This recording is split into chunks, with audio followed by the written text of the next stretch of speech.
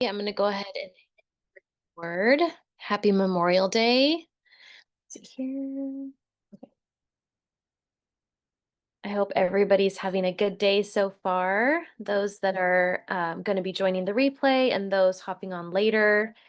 I hope that you're having a wonderful, hopefully day off today, but I never know how everybody's work schedule is. So, awesome. So I'm just going to go ahead and pull up the Google form. I did not see any questions submitted, but I could have missed them. So let me go ahead and pop back in and look. But if you have specific questions, please feel free to go ahead and put them in the chat. And I'm going to do the training on vitamin D and sunlight first, and then I will hop into questions and reviewing tracking information. So let's see here. Yeah, feel free to put any questions you have in the chat for me. Okay, gotta get to the right form, sorry.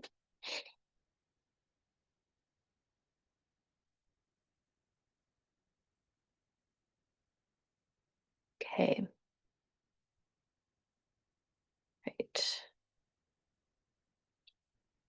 Okay. Okay, so I'm going to go ahead and dive in and chat for just probably 10 or 15 minutes about vitamin D synthesis and the liver and why sunlight matters for your hormones. And I apologize, I'm going to be pulling up some of my notes here just because I don't want to miss anything important. And there's a lot of good information on here. So let's see here. Get my right. There we go. All right. So this is the perfect time of year to talk about this too, because we have, generally speaking, the maximum exposure to vitamin D during the summer, which is fantastic.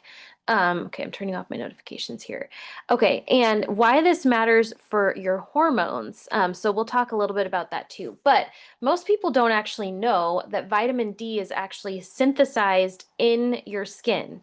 And it's only synthesized in your skin when there is exposure to UVB radiation in the sun, okay?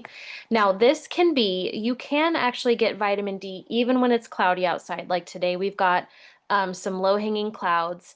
Yes, you do get less of those UVB rays, but you do still get them even if it's not like a bright, bright sunny day. One of the easiest ways for you to tell how much vitamin D you're getting is actually to download the free app D Minder, and I'll put it in here. This should be available on whether or not you have your like a Google phone or an iPhone. You should be able to download that app, and all you do is you put in your zip code or your city or your state, whatever you're most comfortable with. City is going to be the most accurate. Zip code is going to be more accurate than your city. You pick like how sunny or cloudy it is that day, how much of your skin is exposed, and then it will tell you based off of that how much vitamin D you're actually absorbing. So once vitamin D is, it is a molecule that's present in the skin. It absorbs the UVB radiation, and then it's converted into D3. Now, this is the vitamin D that you can get over the counter. We'll see a lot of forms that are vitamin D3, K2. Those two together help with the absorption of vitamin D, okay? So then it is converted, vitamin D3 is converted into calcidiol, I always say this wrong, in your liver. And so this is why most women actually report their vitamin D levels going up in their lab values after we work on their liver through encouraging more fiber intake, getting in more greens, and using castor oil. Now, why does vitamin D matter for your hormones? Well, vitamin D actually acts like a steroid in the brain. It helps to reduce inflammation in the body, and it also helps with the metabolism of estrogen. and the production of progesterone. So one of the things that I'm constantly looking at for women is, not just their progesterone and estrogen labs, but I'm also looking at how much vitamin D are they getting. If you're experiencing PMDD or PMS symptoms, vitamin D is, it's a huge part of that process. We want to make sure that you're getting adequate amounts, and that you are tolerating it appropriately. So I know for myself, I had been taking, 5 to 10,000 units a day. And my labs were somewhere around like 25. Ideally, you want them 75 or above, on a blood vitamin D level. Okay, on a blood vitamin D test. Sorry. And so once I actually started doing castor oil packs, my vitamin D shot up to 75 within 1 month. And I did nothing else. I did not change my vitamin D supplementation. I did not, it was during the winter, so it really should not have gone up that high. But it really does matter for our mental health. If we think about mood issues in particular, like anxiety, depression, insomnia, um, being a reflection of how much inflammation we have going on in the brain and in the body at a neurotransmitter level. Vitamin D, when it acts like a steroid, actually helps to shut down that inflammation. And not just in the brain, but in the body overall. So it's a very, very, very important supplement to be taking. It's a very important vitamin D. When you get outside, start stripping your clothes off as appropriate, show some skin, and soak up as much as you can. And the benefit of this is that when we get vitamin D throughout the summer, our body does store that to help us out through the winter. So it is important to be outdoors, getting sunlight. And like I said, even on a cloudy day when it is in the summer, you are still getting some of those UVB rays to convert that vitamin D for you. Now, the interesting thing is that sunscreen will block this absorption of vitamin D. I have a whole spiel on sunscreen that I could talk to you about, and obviously there are a lot of variables to whether or not somebody should use sunscreen. As somebody that is very fair-skinned, it's taken me a long time to actually be able to tolerate not wearing sunscreen and not getting burned. So, I've got a lot of Northern European in me, and so getting burned is kind of a rite of passage for us whiteys over here, but that doesn't have to be the case for everyone. So one of the things that I started recognizing is that I found some research that people who don't wear sunglasses, if you are not wearing sunglasses and you go outside and you're in the sun, you tend to burn less. And part of that is because you have you have molecules in your eye that actually uh, that actually trigger the release of melanin. So melanin is what turns our skin a darker shade when exposed to sun. We also have these not reactors. What's the word that I'm thinking of? These molecules in the eye, these sensors in the eye that actually will convert serotonin when it's exposed to sunlight. So this could be, even getting up in the morning and being outside for 15 minutes while you have your coffee and watching the sunrise. It can be as simple as that, that can actually help to boost your serotonin, and help with the conversion of vitamin D and prevent skin burns. Now, I noticed for myself when I started balancing out my minerals, when I worked on healing my gut, so my gut was absorbing more nutrients. I was not as nutrient deficient. I didn't have as much overall inflammation in my body. I burned less. I just did not like I could sit out for 3 or 4 hours. I could apply sunscreen one time and not have any issues with getting a sunburn. And so this is a shift in the paradigm, right, of what we've been taught conventionally. I would say that if you're wanting to venture in that territory to go really low and slow, you don't want to like fry yourself on the first try. I just noticed for myself personally that when I started balancing out my minerals and nutrients, I did not burn in the sun. Now, going back to vitamin D and sunlight, because that's really what we're talking about here. Sunlight plays a huge role in balancing out your hormones and regulating your circadian rhythm. As somebody who really struggled with their circadian rhythm for a long time because I worked night shift for a really long time. It really messes with everything. It literally messes with everything. Don't do it if you can avoid it, okay? It took a lot of work for me to train my physiology back into a normal, healthy state. And so that being said, one of the most beneficial things that you can do, and I'm still kind of trying to find some hacks for this for those of us that live like in the Pacific Northwest where it's gray and dark for like a lot of months out of the year. One of the best things that you can do is get sunlight in your eyes within the first hour of waking up, preferably the first 30 minutes of waking up. So for me, what that has looked like is actually going outside and sitting on my patio and watching the sunrise while I'm drinking my decaf, reading my Bible, whatever. Um, During the winter, it's a lot more tricky because the sun doesn't actually rise until much later in the morning, and I'm already off to work by that point. So there are glasses that you can buy that have the 10,000 lux, which is the frequency of the UV rays that come from the sun, um, that do reflect that light into your eyes without blinding you, obviously. Those work really well because you can actually walk around. I prefer them because you can walk around and do whatever you want, as you're getting ready for the morning.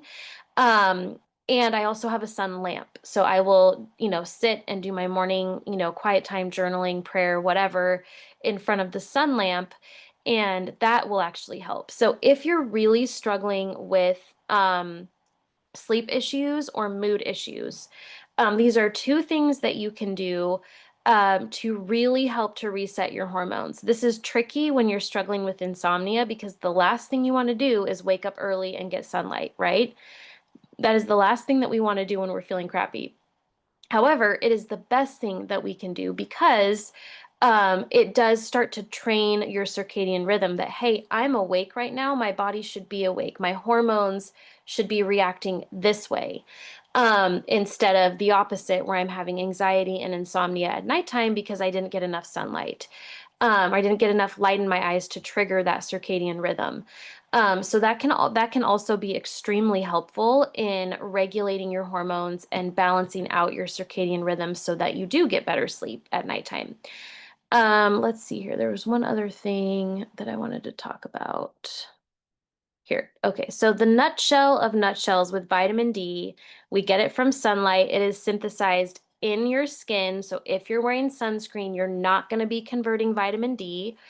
If you're worried about burning, then what I would recommend is going out in the sun for about 20 to 30 minutes at the first light. So before it gets really hot throughout the day, but you can still get, a large majority of your vitamin D. Turn on your D-Minder app so that you can see how much you're getting. There will be a little alarm that goes off when it tells you like, hey, you've absorbed as much as you can for today. And then if you're going to be out in the heat of the sun where you're worried about burning, then put on sunscreen. And obviously going for something natural that is without, cancer-causing chemicals, that would be the ideal way to do it. That way you're not competing with those vitamin D receptors. So I hope that this was helpful. I hope that this was informative. I wanted to keep it kind of short and sweet for today and not too overwhelming. But I would love to hear. I know Sharon, you're here today. I don't know if you're working or not, but if you have any questions for me, please feel free to unmute yourself and I will answer those questions.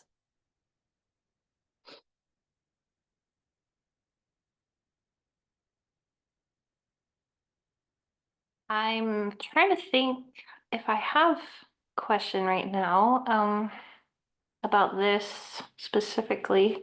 No, that's okay. It can be about whatever, whatever in general. I did not see any questions submitted on the form for today, so if there were any in there, I apologize, but I'm not seeing them. So, Oh, um, it's okay. Is it just us?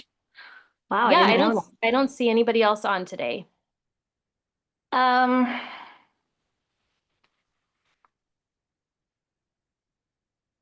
I'm not looking very presentable today, but there you go. It's Um, okay. Yeah, that's okay. It's a holiday. We'll blame it on that. yes.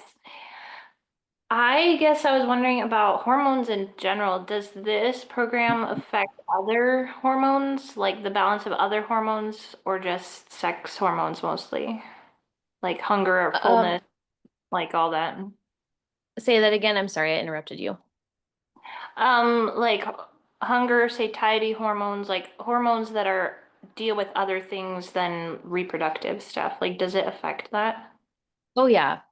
Yeah, it affects all of all hormones. So not just, reproductive, like progesterone, testosterone, and estrogen, but also yes, hunger, satiety. So like ghrelin and leptin are the two hormones that really regulate how quickly you feel full and how long you feel satisfied with your food. It will also, when we're working on healing the gut and the liver, we also are teaching our insulin and our blood sugar to stay regulated. And those two also play a pretty big role in not only overall inflammation in the body, but also like hunger, weight loss, all of those things as well. If you think about the gut and the liver, sorry, I hear one of my kids having a moment. Her dad's here, so I'm not worried about it, but I was like, wait a second. If you think about the gut and the liver being like the root system of your tree, the tree of you, right? They are truly like they impact every branch on that tree, whether we're trying to impact them or not. Does that make sense? Mm-hmm. Okay. I don't know if that answered your question directly or not, but Oh, no, it does. It does. yeah. Yep. And I know that you're just getting some of your new supplements, hopefully any day now for the gut, the microbiome testing. So I'm hoping that we start to see a little bit more forward movement with you on that as well. Yeah, I'm excited about that. One other thing while I'm thinking of it, I'm Yeah. currently on the Zen biome, not the Zen bi the other one, the one that's in the materials that's recommended, like the pink bottle, the spore-based one. I Okay. can't think of Megaspore. it. Yeah, yeah. Hmm. So it says take 2 capsules every day. Is that like once morning and once evening, or both at the same time, or does it not matter? For that one, it doesn't matter. It really is just dependent on what works the best for your schedule. So, all of the microbiome labs, probiotics are spore-based, which means that we don't have to worry about them, being disrupted by stomach acid or, being broken down by the gallbladder or anything like that. So that's the nice thing, and also means that you can take it with food and it's not going to interrupt any of the process there. So, I would say it just depends on you. For me, it's easiest to take them just once a day because I tend to forget the other dose. So if I try to split them up, but it really just depends on you and your schedule. Okay, sounds good. All right. Okay, is there anything else I can help you with today? No, I think that's all. Okay, well, I hope you have a wonderful Memorial Day today, and hopefully it's a day off for you. It looks like it might be. It is. Um, Good. I'm glad to hear that. So, all right. Well, if you think of anything after we hop off the call today, you know how to get a hold of me, and I look forward to hearing from you soon. All right, thank you so much. Yep, you're very welcome. Bye bye. Bye bye.